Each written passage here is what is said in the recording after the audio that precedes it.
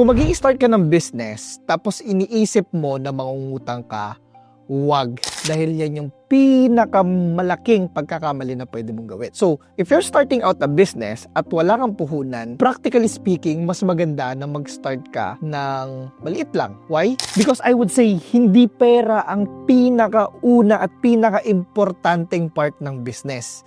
Ang pinaka-importanteng part ng business is dapat tama yung business model mo. Ano bang ibig sabihin pagka sinabing business model? Ang pinaka-importanteng part ng business model is paano ka kumikita ng pera. Paano ka gumagawa ng pera? Because majority ng mga tao, pangarap talaga magkaroon ng business. But the problem is, hindi naman talaga nila alam kung paano gumawa ng pera. So, nung nakapangutang sila ng pera or nag-ipon sila ng ilang panahon para magkaroon ng business at finally meron na silang puhunan and they started to do their business, nag-fail lang, lalo lang nalugi.